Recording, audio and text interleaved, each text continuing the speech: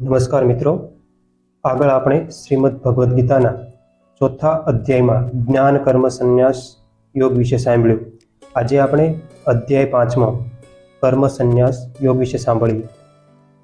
અર્જુને શ્રી કૃષ્ણને પૂછતા કહ્યું, હે માધવ, આપ કર્મના ત્યાગના વખાણ કરો છો અને કર્મના યોગના પણ વખાણ કરો છો, તો આ બંનેમાંથી મનુષ્ય માટે હિતકારક કયું છે? તો મિત્રો, અર્જુનનો આ પ્રશ્ન સાંભળી શ્રી કૃષ્ણ જવાબ આપે છે કે, હે અર્જુન, આ બંને માર્ગ કલ્યાણકારી છે, છતાં કર્મ સંન્યાસ કરતાં કર્મયોગ વધારે સારો છે. જે મનુષ્ય કોઈની ઈર્ષ્યા કરતો નથી અને કોઈ પણ જાતની અપેક્ષા રાખતો નથી, તે મનુષ્યને સંન્યાસી સમજવો જોઈએ.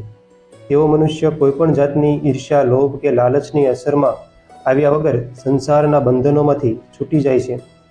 હે પાર્થ, અજ્ઞાની લોકો સંન્યાસ અને યોગને અથવા જ્ઞાન અને કર્મને જુદા જુદા માને છે, પણ જ્ઞાનીઓ એવું માનતા નથી. જ્ઞાનીઓ માને છે કે ગમે તે એકનું આચરણ કરવાથી મનુષ્ય બંનેની ફળ પ્રાપ્તિ કરી શકે છે.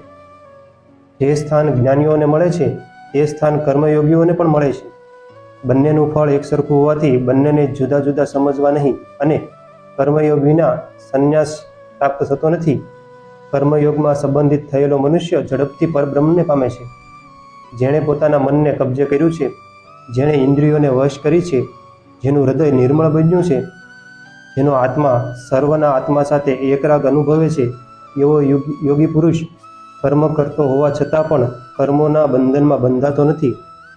આમ હે અર્જુન, તત્વજ્ઞાની યોગી પુરુષ જોવે, સાંભળે, સ્પર્શ કરે, સૂંઘે, ખાય, ચાલે, સૂવે, શ્વાસ લે, બોલે, ત્યાગ કરે, ગ્રહણ કરે, આંખો ખોલે અને બંધ કરે, છતાં એ એમ સમજે છે કે હું કાંઈ કરતો નથી, પણ ઇન્દ્રિયો એ બધું કાર્ય કરી રહી છે એમ માને છે.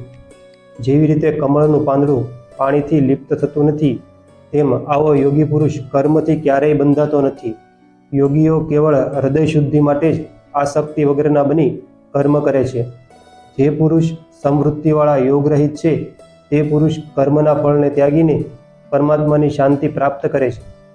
આવા પુરુષો કામનાની પ્રેરણાથી ફળની આસક્તિથી બંધાય છે.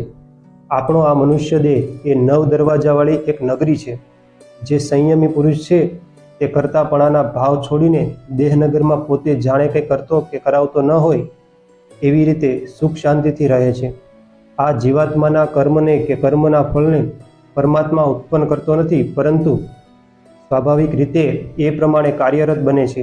પરમાત્મા કોઈ પણ જીવાત્માના પાપ કે પુણ્યને ગ્રહણ કરતા નથી. ફક્ત અજ્ઞાનના આવરણના કારણે જીવાત્મા મોહ પામે છે. જે પુરુષનું મન જ્ઞાનમાં એકરૂપ બન્યું છે, બુદ્ધિ એકરૂપ બની છે, તે પાપરહિત બનીને ભવોભવના જન્મ મરણના ફેરાથી મુક્ત થાય છે. હે અર્જુન, જ્ઞાની પુરુષો વિદ્વાનને, મનુષ્યને, ગાયને, હાથીને, કૂતરાને કે અન્ય પ્રાણીઓને એક સમાન ભાવથી જુએ છે, અને આવા સમભાવવાળા પુરુષોએ જ સંસાર જીત્યો ગણાય છે. આવા સમદ્રષ્ટિવાળા પુરુષો બ્રહ્મમાં રહેલા છે.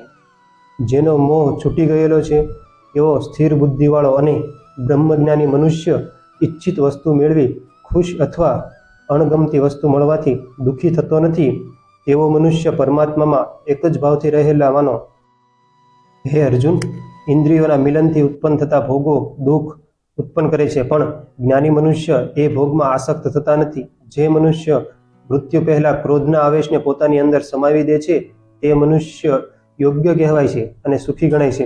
જે મનુષ્ય અંતરાત્મામાં જ સુખ, આનંદ અને પ્રકાશનો અનુભવ કરે છે, તે પરમાત્મા સ્વરૂપ બનીને મોક્ષનો અધિકારી બની શકે છે. જેમનો પાપ અને પુણ્યનો મેલ ધોવાયો છે અને શંકા કુશંકા દૂર થઈ છે, તેમજ સંપૂર્ણ પ્રાણીઓના હિતમાં પ્રયત્નશીલ રહી પોતાનામાં રહેલા કામ, ક્રોધ અને મોહને છોડી પોતાની ઇન્દ્રિયો, બુદ્ધિ અને મનને વશ કરી એક સમાન ભાવથી પરમાત્મામાં સ્થિર રહે છે, તેવા મનુષ્યને જલ્દી શાંતિ મળે છે. ઇતિ શ્રીમદ ભગવદ્ ગીતામાં શ્રી કૃષ્ણ અર્જુન વચ્ચે થયેલ સંવાદમાં કર્મ સંન્યાસ યોગ નામનો 5મો અધ્યાય સંપૂર્ણ થાય છે.